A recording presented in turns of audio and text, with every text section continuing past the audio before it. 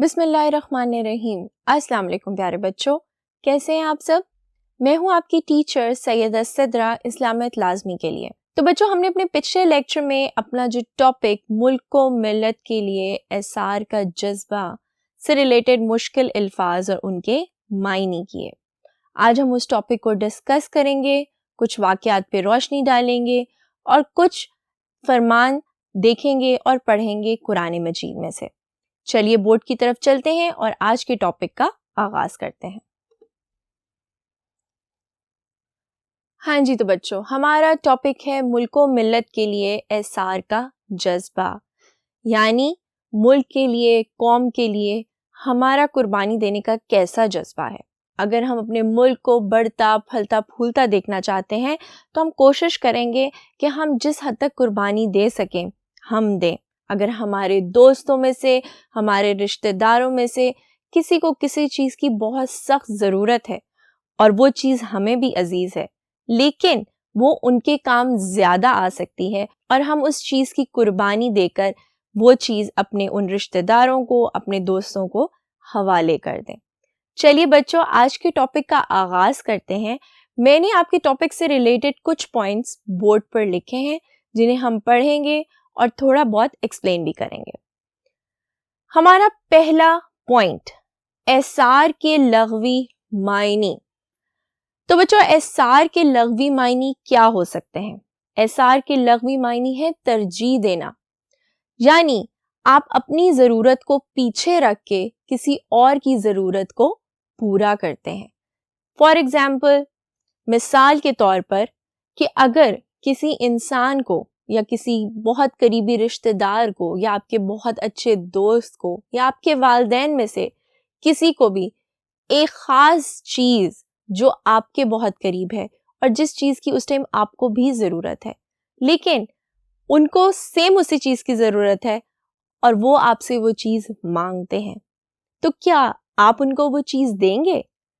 آپ ڈیفینیٹلی، اگر تو اللہ تعالیٰ اور اس کے رسول کو خوش کرنا چاہیں گے تو آپ ان کی ضرورت کو ترجیح دیں گے۔ آپ کوشش کریں گے کہ آپ ان کو پہلے راضی کریں، مطلب آپ قربانی دیں۔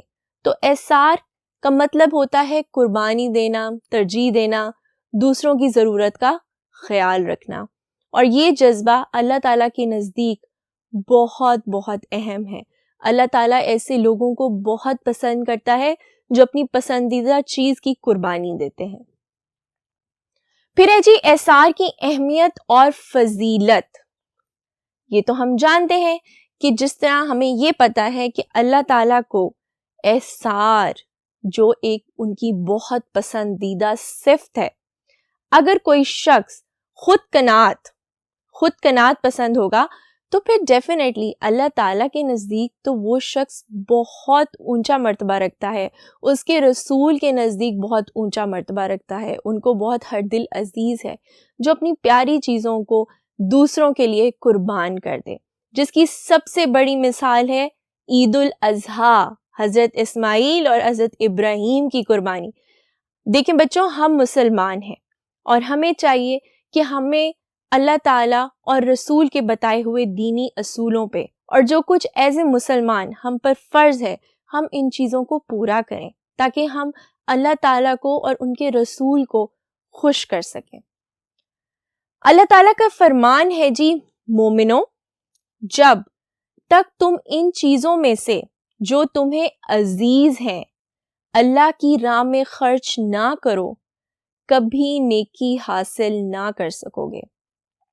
تو بچوں، پتہ چلا کہ اثار کی اہمیت اور فضیلت کیا ہے، کہ اپنی کوئی بہت ہر دل عزیز چیز جو آپ کو بہت پیاری ہے، جب تک آپ اللہ تعالیٰ کی راہ میں اس کو خرچ نہیں کر دو گے، اللہ تعالیٰ کی راہ میں اس کو دے نہیں دو گے، تب تک نیکی حاصل نہیں کر سکو گے۔ اس سے ہمیں کیا پتہ چلتا ہے کہ اثار بھی ایک بہت بڑی نیکی ہے۔ اثار ایک بہت بڑی نیکی ہے۔ جب آپ اثار کرتے ہو، جب آپ لوگوں کی ضرورت کا خیال رکھتے ہو، تو اس کا مطلب ہے جب آپ قربانی دے رہے ہو تو آپ ایک نیکی کر رہے ہو، اور نیکی تو اللہ تعالیٰ کو بہت پسند ہے۔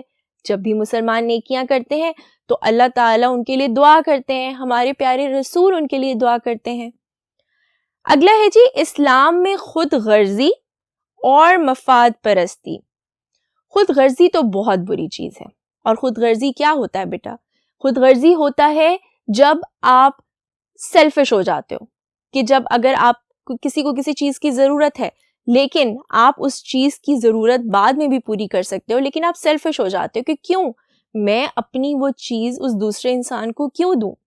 اللہ تعالیٰ کو یہ چیز بہت بری لگتی ہے. اللہ تعالیٰ کہتے ہیں کہ آپ قربانی دیں, آپ ایک قربانی دیں گے, اللہ تعالیٰ آپ کو بے تحاشا چیزیں دے گا, آپ کو بہت سی نعمتیں عطا کرے گا. پھر ہے جی مفاد پرستی, کسی سے اپنا فائدہ نکالنا اور ہر وقت صرف فائدے کا ہی سوچتے رہنا, ہر وقت اپنے مفاد کا ہی سوچتے رہنا. مال و دولت کے علاوہ قربانی. بچوں مال و دولت دنیا میں ہر چیز نہیں ہوتی, اس کے علاوہ بھی صرف آپ مال و دولت سے ہی کسی کو خوش نہیں کر سکتے, کسی کی ضرورت صرف مال و دولت سے ہی پوری نہیں کی جا سکتی. کسی کو خوشی دے کر, کسی کا احساس کر کے بھی آپ یہ دیکھ سکتے ہیں کہ آپ اس کو کتنا خوش کریں. کوئی پریشان ہے, آپ اپنے وقت کی قربانی دے کر اس کو وقت دے سکتے ہیں, اس کی بات سن سکتے ہیں. کوئی مشکل میں ہے, آپ اپنے وقت کی قربانی دے کر اس کی اس مشکل کو حل کر سکتے ہیں. چلیے آگے بڑھتے ہیں اور اپنے بقیہ کے ٹاپک کو ڈسکس کرتے ہیں. ہاں جی تو بچوں ہمارا اگلا پوائنٹ ہے جی اسلامی تاریخ اور ایثار. اسلام میں سب سے خوبصورت مثالیں ملتی ہیں ہمارے پیارے نبی صلی اللہ علیہ وآلہ وسلم سے. اور وہ کیسے ملتی ہیں؟ وہ ایسے ملتی ہیں کہ اگر ان کے گھر پر کچھ کھانے کو نہیں بھی ہوتا تھا, لیکن اگر کوئی بھی سائل, کوئی بھی بھکاری ان کے دروازے پہ آتا تھا تو وہ کسی کو خالی ہاتھ نہیں لوٹاتے تھے, قربانی دے دیتے تھے. چاہے ان کے گھر میں صرف ایک کھجور ہی کیوں نہ ہو, لیکن اگر کوئی بھکاری ان کے دروازے پر کھڑا ہے تو وہ کھجور اٹھا کے اس بھکاری کو دے دیتے تھے اور اللہ تعالیٰ کا شکر ادا کرتے تھے. ایثار اللہ تعالیٰ کے نزدیک پسندیدہ صفت. حضور پاک نے فرمایا ہے کہ جو شخص نفس کو چھوڑ کر دوسروں کے لیے ایثار کیا تو مغفرت ہوئی. جس شخص نے اپنی نفس چھوڑ دی, جس نے اپنا مفاد چھوڑ دیا اس سے اور دوسروں کے لیے ایثار کیا, تو یقین کرو اللہ تعالیٰ تمہیں بخش دے گا. یقین کرو اللہ تعالیٰ کو تمہاری یہ صفت بہت پسند آئے گی اور تم بخشے جاؤ گے. تو بچوں ایز اے مسلمان ہمیں اور کیا چاہیے؟ اگر یہ چھوٹی چھوٹی نیکیاں کر کے ہمارے لیے جنت کا راستہ آسان ہوتا ہے تو کیوں نہ ہم ان نیکیوں کو اپنائیں, ان نیکیوں سے ہم جنت کے راستے کو صاف کریں. حضرت ابو طلحہ ایک روز حضور پاک مسجد نبوی میں تشریف فرما تھے. وہاں ایک سائل آیا جس نے سوال کیا کہ یا رسول اللہ کئی دن گزر گئے اور مجھے کھانے کو کچھ نہیں ملا, میں بہت بھوکا ہوں.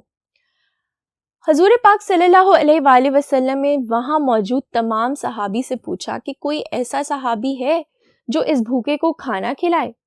تو حضرت ابو طلحہ رضی اللہ تعالیٰ عنہ کھڑے ہوئے اور انہوں نے کہا جی یا رسول اللہ, میں اس کو گھر لے کے جاؤں گا اور میں اس کو کھانا کھلاؤں گا. حضرت ابو طلحہ رضی اللہ تعالیٰ عنہ ان کو لے کر اپنے گھر چلے گئے, لیکن ان کی بیوی نے ان کو بتایا کہ گھر میں تو کھانے کو کچھ بھی نہیں ہے, صرف اتنا ہے کہ ہم بچوں کو کھلا سکیں. تو حضرت ابو طلحہ نے فرمایا کہ تم بچوں کو سلا دو اور مہمان کے آگے کھانا پروس دو اور دیا ٹھیک کرنے کے بہانے دیا بجھا دو, تاکہ مہمان کو یہ محسوس ہو کہ ہم اس کے ساتھ بیٹھے کھانا کھا رہے ہیں. دیکھا بچوں کتنی خوبصورت بات ہے, کتنی خوبصورت بات ہے کہ اگر وہ چاہتے تو وہ چراغ جلا بھی سکتے تھے, اس کھانے میں سے کھانا کھا بھی سکتے تھے, لیکن کیونکہ وہ بھکاری بھوکا تھا, وہ سائل بھوکا تھا, تو انہوں نے کہا کہ یہ ہمارا مہمان ہے جو اللہ تعالیٰ کی طرف سے آیا ہے اور یہ اپنا رزق خود لے کر آیا ہے. تو اس لیے انہوں نے وہ چراغ ٹھیک کرنے کے بہانے بند کر دیا اور مہمان کو محسوس بھی نہیں ہونے دیا کہ وہ لوگ خود کھانا نہیں کھا رہے. پھر ہے جی ہجرت مدینہ کے وقت انصار مدینہ اور مہاجرین. بچوں ہمیں پتہ ہے کہ ہجرت مدینہ میں جتنے بھی کفار مکہ تھے انہوں نے کتنے ظلم ڈھائے تھے، اور ہمارے پیارے نبی مجبور ہو گئے تھے مدینہ کی طرف جانے کے لیے، جس میں حضور پاک کے ہمراہ بہت سے مسلمان اور صحابی تھے، اور سب سے پہلے تھے حضرت ابو بکر صدیق رضی اللہ تعالی عنہ۔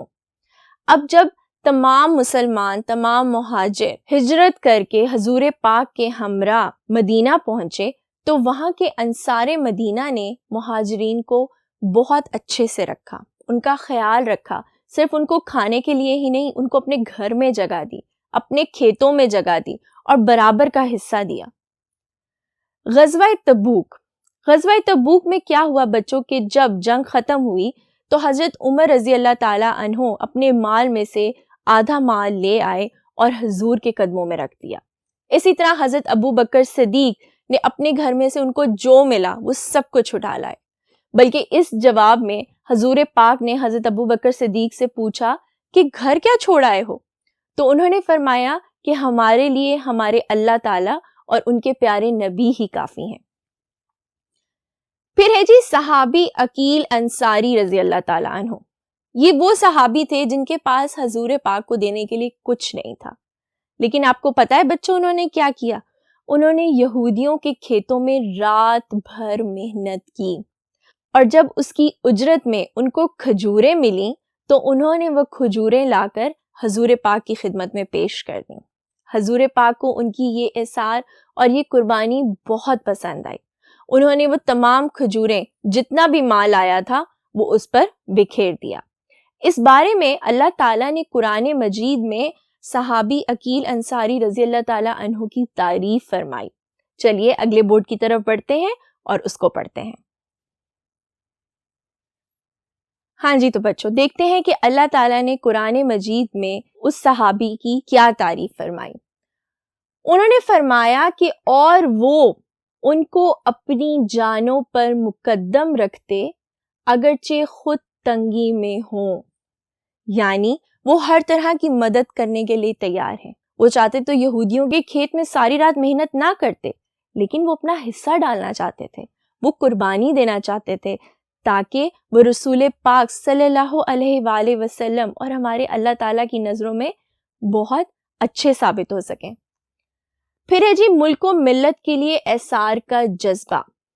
بچوں جس ملک یا جس قوم نے ترقی کرنی ہوتی ہے اس کا سب سے بڑا جذبہ ہوتا ہے اثار کا، قربانی کا، اور جس ملک میں یا جس ملت میں یعنی قوم میں صرف مفاد پرستی ہوتی ہے، صرف خود غرضی ہوتی ہے، وہ ملک کبھی ترقی نہیں کرتا۔ جو لوگ جھگڑے کرتے ہیں، لڑائیاں کرتے ہیں، وہ پوری دنیا میں بدنام ہوتے ہیں۔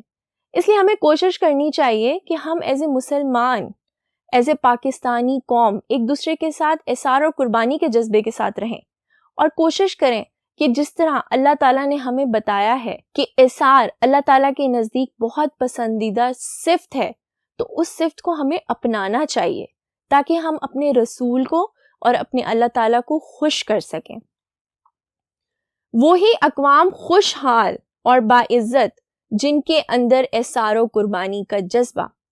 بچوں بات وہی آ گئی کہ قوم وہی ترقی کرتی ہے، ملک وہی ترقی کرتا ہے جس کے اندر اثار و قربانی کا جذبہ پیش ہوتا ہے۔ کیونکہ اگر کسی ملک پہ کوئی دشمن حملہ کرنا چاہے گا تو اس کو اس چیز کا پتہ ہونا چاہیے کہ اس قوم میں، اس ملک میں رہنے والے ہر انسان کے اندر اثار و قربانی کا جذبہ کوٹ کوٹ کر بھرا ہے، تو کوئی بھی دشمن آپ کو میلی آنکھ سے نہیں دیکھ سکتا۔ بچوں ملک و ملت کے لیے اثار کا جذبہ ہم نے آج پڑھا، اس کو سمجھا۔ میں امید کرتی ہوں کہ آپ اس کو ریوائز کریں گے، اچھے سے پڑھیں گے اور سمجھیں گے، اور اس بارے میں مزید واقعات بھی دیکھیں گے اور سنیں گے۔ بچوں آج کا لیکچر ہمارا یہیں تک، اپنے نیکسٹ لیکچر میں ہم کریں گے اس کی مشق۔ پھر ملیں گے، اپنا بہت خیال رکھیے، اللہ حافظ۔